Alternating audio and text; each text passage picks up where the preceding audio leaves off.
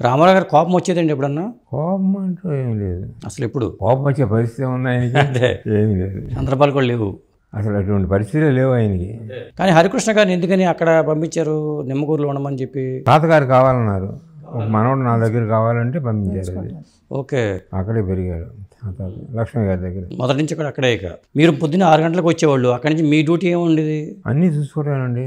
Income tax దగ్గర నుంచి అన్నీ, ఫ్యామిలీ ఇన్కమ్ ట్యాక్స్ ప్రొడక్షన్ మళ్ళీ సాయంకాలం 7 గంటలకు వచ్చి ఇంటికాడ భోజనం చేసి మళ్ళీ వెళ్ళేవాడిని.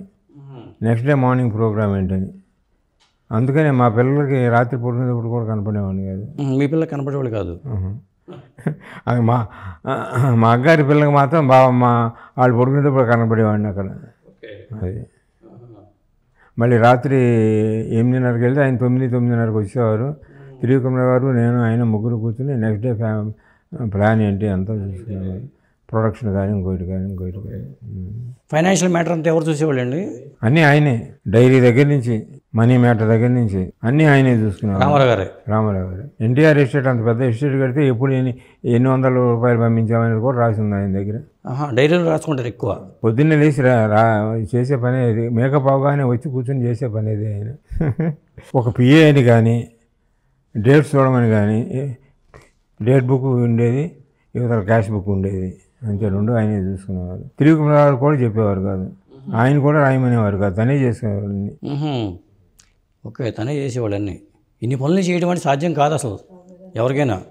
ఏముంది, ఎవరో చెప్తే చేసేస్తారు కదా అనుకుంటారు. అదేమీ లేదు. ఆయనకి శ్రమ అనేది, ఆయన జీవితంలో శ్రమ, ఈ వర్క్ శ్రమ అనేది ఎప్పుడూ లేదు. అంటే మీ నాన్నగారు ఓకే సినిమా ఫీల్డ్కి వెళ్ళు అన్నప్పుడే వచ్చారు అయితే, అంతే కదా? ఆయన రామారావు గారు సినిమా ఫీల్డ్కి వెళ్ళాలా వద్దా అనుకున్నారు.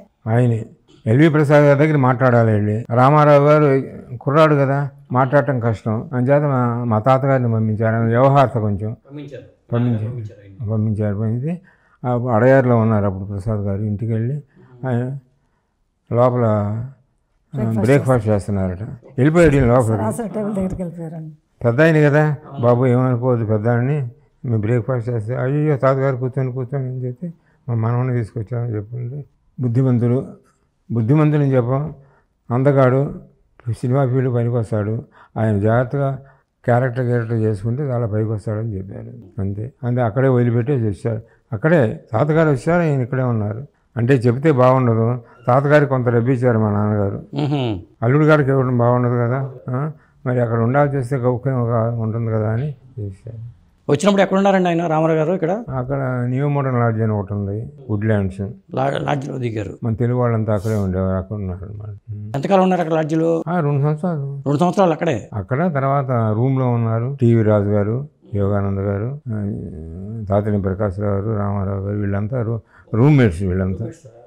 తర్వాత అక్కడ హోటల్లో వద్దని రూమ్లో వచ్చారనమాట. అట్లా వాళ్ళు కూడా పైకి వచ్చారు తర్వాత. అంతే, అందరిని లాక్కొచ్చారు.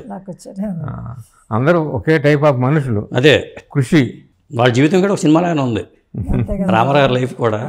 ఇంకా మీరు ఒక అభిప్రాయం ఆయన నచ్చితే అది ఎన్ని అడ్డంకులు వచ్చినా కూడా ఆపేది లేదు, చేసేవారు.